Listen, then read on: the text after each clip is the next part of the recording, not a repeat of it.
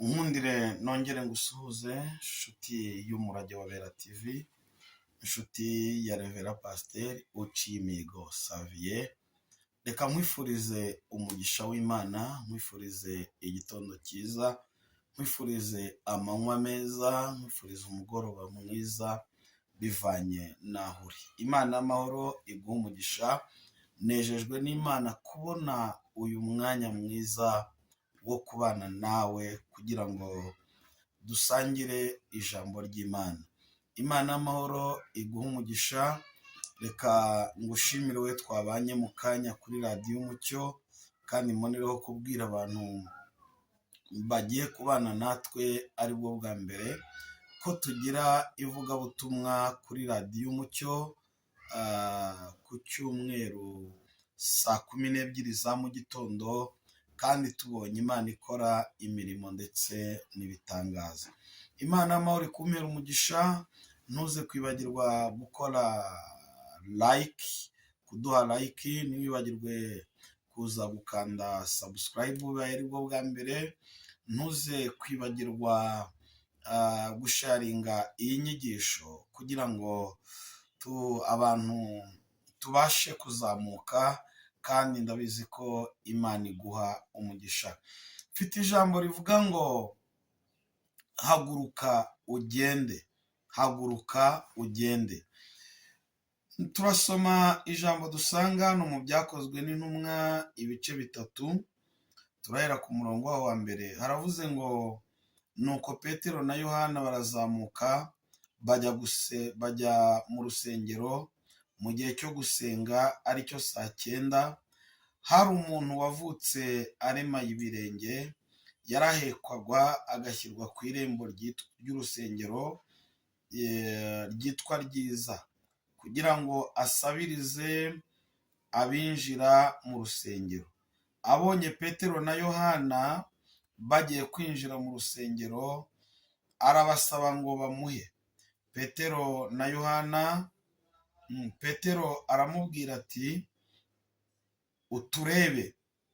Abitaho agira ngo hari icyo bamuha. Petero aramubwira ati, ifeza n'izahabu ntabyo dufite, ahubwo icyo mfite ndakiguha. Mu izina rya Yesu Kristo w'i Nazareti, haguruka ugende. 7 yaravuze ngo maze amufata ukuboko kw'iburyo aramuhagurutsa. Uwo mwanya ibirenge bye n'ubugombambari birakomera. Arabambaduka, arahagarara, aratambuka, yinjirana nabo mu rusengero, atambuka yitera hejuru ashima Imana. Umurongo wa 9 haravuze ngo abantu bose babona agenda ashima Imana, baramumenya yuko ariwe wajyaga yicara ku irembo ry'urusengero ryitwa Ryiza, asabiriza ngo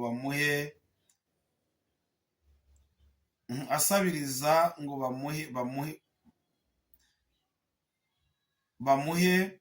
Batangazwa cyane n'ibimubayeho. Amen.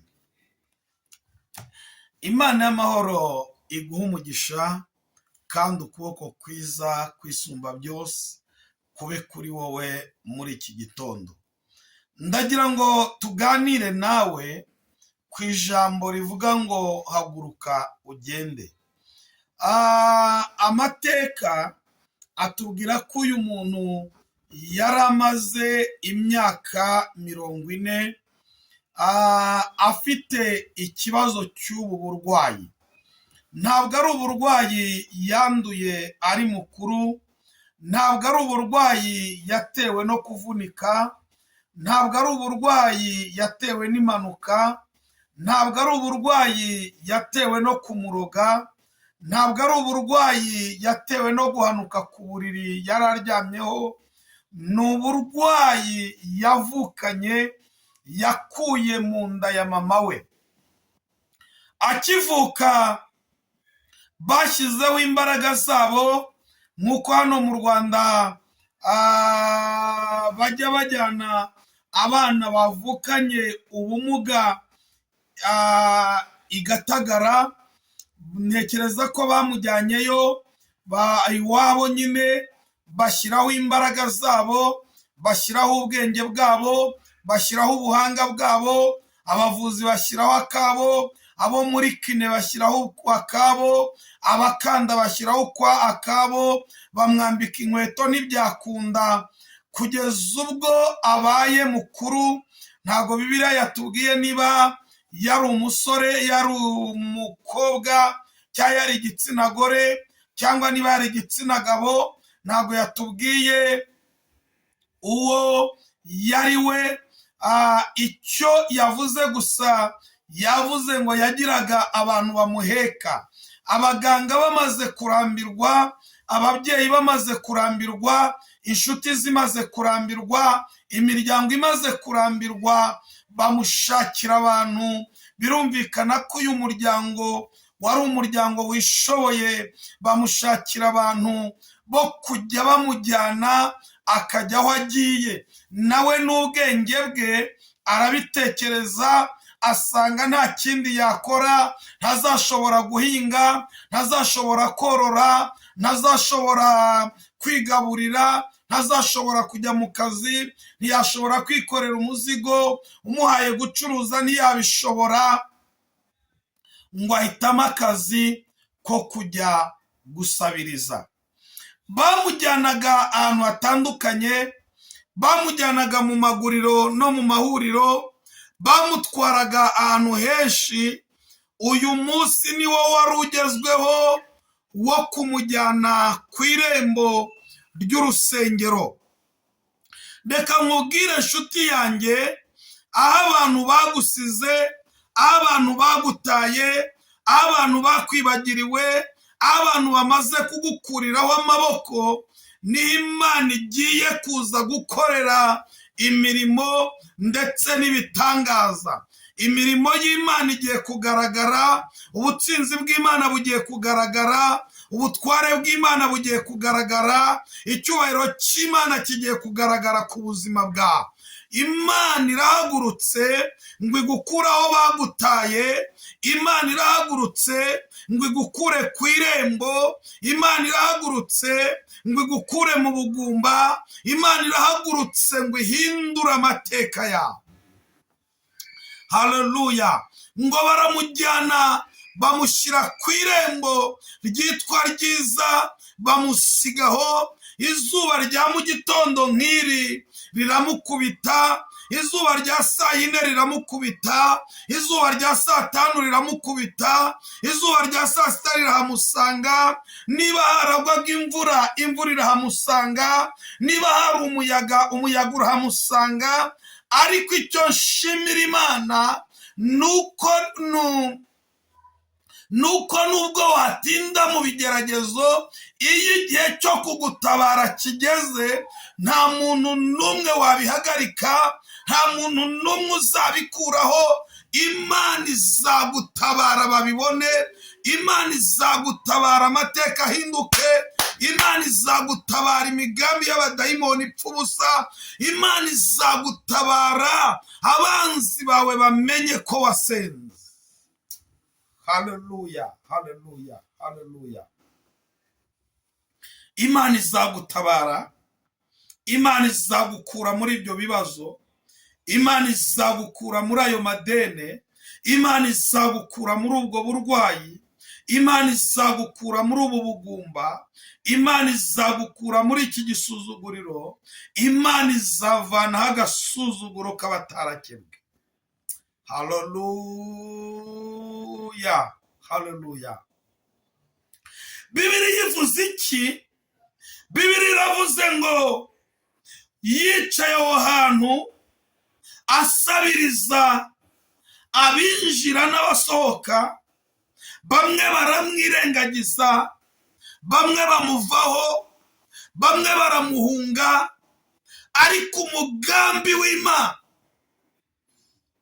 ntiyawubujije gusohora.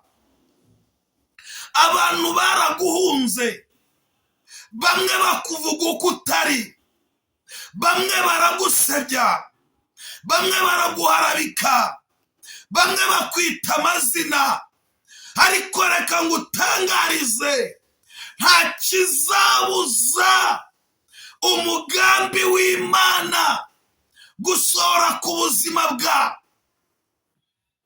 Imana izagutabara, Imana izagukuraho igisuzuguriro, Imana izagukubohora, Imana izacagagura ingoyi aho hantu wasebeye.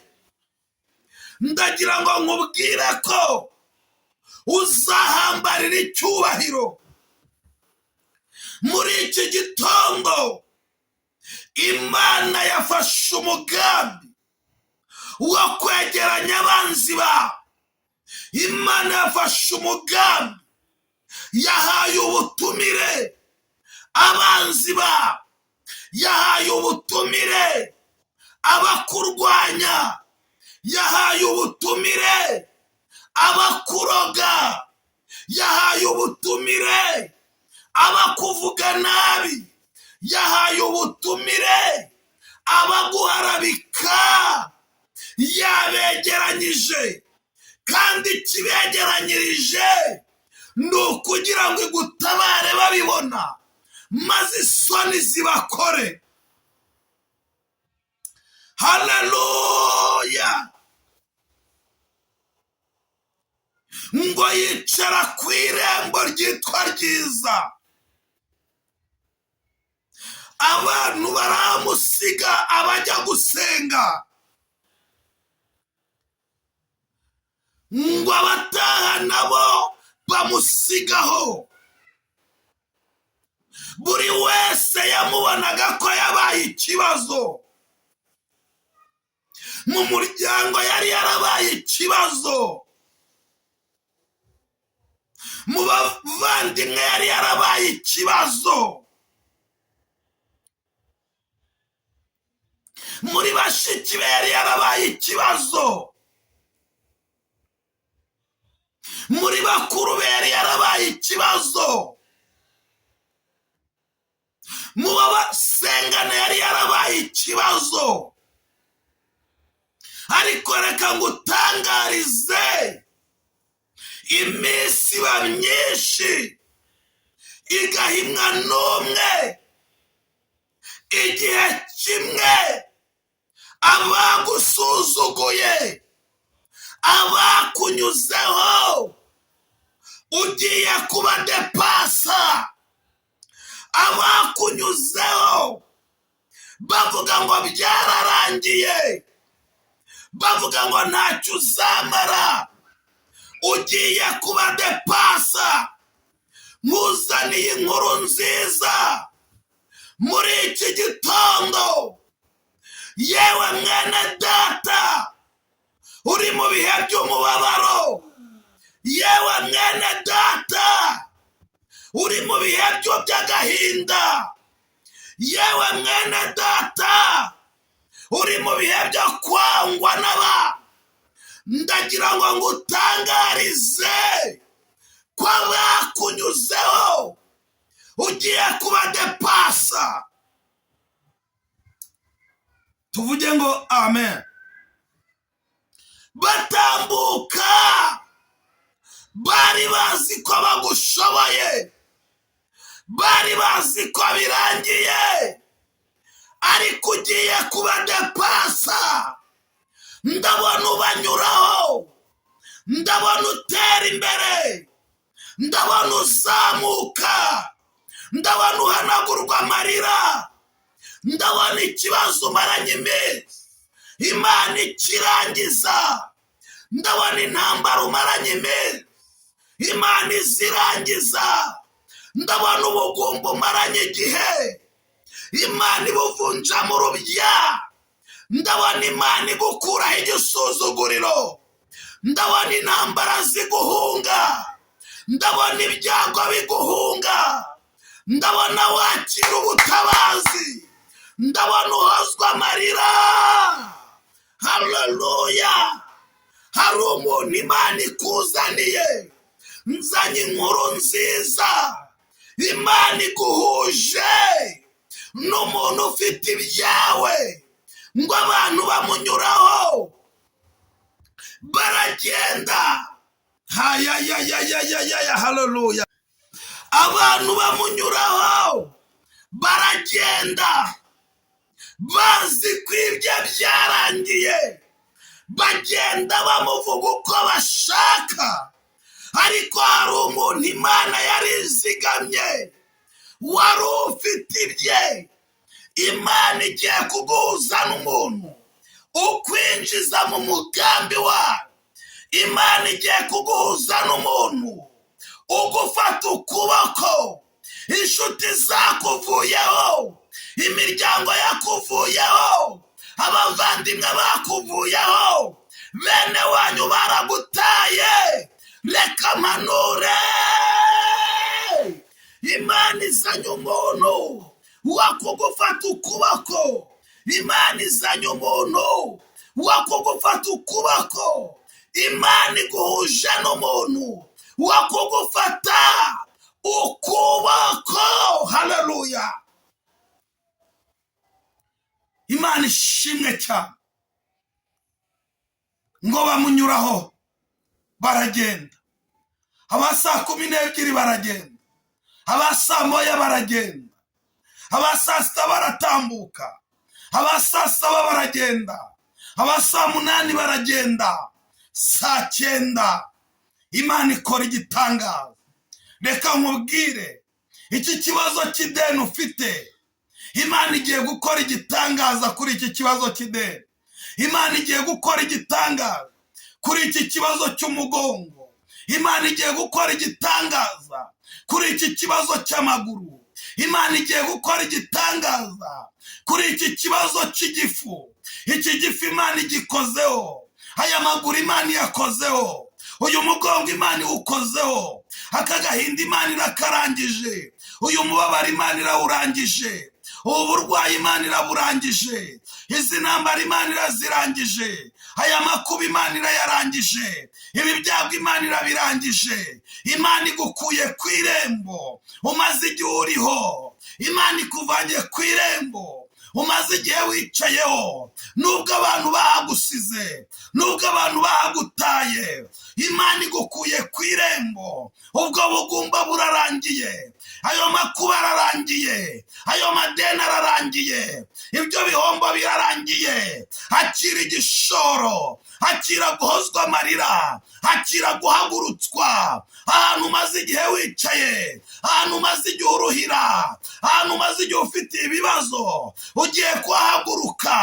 Hari ubundi buzima, hari ayandi mateka mashya. Haleluya. Hari irindi shimwe Imana iremye, hari ibyangombwa Imana iguhaye, hari ubuzima Imana iguhagurukijemo, hari intambara Imana igukuyemo, hari amakuba Imana igukuyemo, hari ibyago Imana igukuyemo, hari amarozi Imana yirukanye ku buzima bwawe, umubiri wawe ubaye muzima.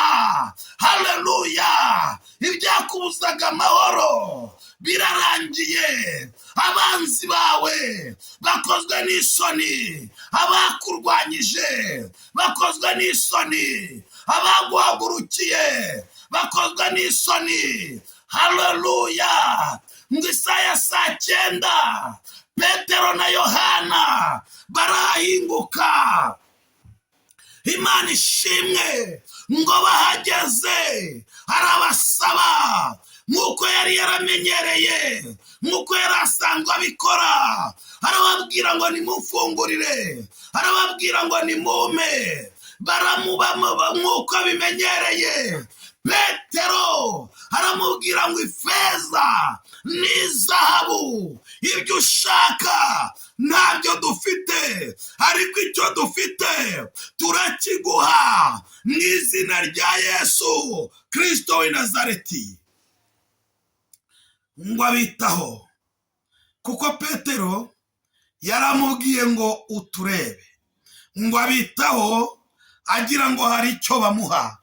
hela sekotalazere bene foregra, abitaho agira ngo hari icyo bamuha. Petero amubwira ijambo rimuca intege, aramubwira ngo ifeza n'izahabu ibyo washakaga ntabyo dufite, ariko icyo mfite ndakiguha mu izina rya Yesu Kristo w'i Nazareti. Aramubwira ngo haguruka, ngo amufate ukuboko, aramubwira ngo haguruka. Uwo mwanya ibirenge bye n'ubugombambari birakomera, ngo ahaguruka yitera hejuru ashima Imana. Ndabona ushima Imana ko Imana yakubohoye, ndabona ushima Imana ko Imana yakoze ibitangaza, ndabona ushima Imana ko Imana yatanze agakiza mu muryango, ndabona ushima Imana ko Imana yabohoye, ndabona ushima Imana. Haleluya! Uri mu bantu Imana iteguye ngo bashime. Ndagira ngo ngutangarize ko hari ishimwe Imana ishyize mu kanwa kawe. Nyuma y'igihe kirekire wicaye ku irembo, nyuma y'igihe kirekire uri mu marira, nyuma y'igihe kirekire abantu baragutaye, nyuma y'igihe kirekire imiryango yarakuvuyeho, nyuma y'igihe kirekire uhora wizengurukaho mu madeni, nyuma y'igihe kirekire uhora wizengurukaho ugahinga ukihinga, abo mwatangiriye rimwe bageze kure. Mu yandi magambo, ufite ubumuga abantu batabona. Bibiliya yavuze ngo uyu muvandimwe yari yaramugaye ibirenge, yagiraga abantu bamuheka, yagiraga abantu bamujyana aho agiye kujya. Iyo umuntu ahekwa ntabwo arira igihe ashakiye, ntabwo yambara uko ashaka, ntabwo aryama uko ashaka, ntabwo ajya aho ashaka. Hari n'igihe avuga ngo bamujyane runaka, ntaba ariho bamujyana, bakamujyana bo aho bashaka kumujyana. Ariko reka nguhanurire ko icyo gihe kirangiye, reka nguhanurire ko icyo gihe gishize, reka nguhanurire ko izo ntambara zirangiye, reka nguhanurire ko ibyo bintu Imana ibishyizeho iherezo, reka nguhanurire ko Imana ikuyeho igisuzuguriro, reka nguhanurire ko Imana igukije umutwe, reka nguhanurire ko Imana iguhagurukije ugiye gukorera mu Rwanda no mu mahanga. Nawe ugiye kugira ubucuruzi bwambukiranya imipaka, nawe ugiye kugira ubucuruzi uzajya ugomba kugenda n'indege. Imana igiye gukora ikidasanzwe, Imana igiye kukwiyereka. Umaze igihe urira, umaze igihe uri mu maganya, wibaza ngo bizagenda bite, wibaza ngo amaherezo ni ayahe. Ndagira ngo nkubwire ko hari ibintu Imana ishyizeho iherezo.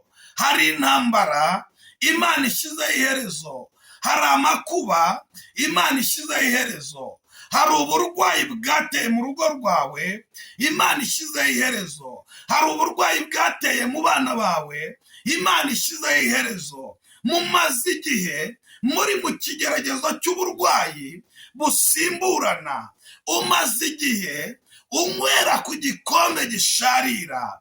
Narinzanywe no kukubwira ngo Imana ibishyizeho iherezo. Haleluya! Ngo Petero amufata ukuboko aramuhagurutsa.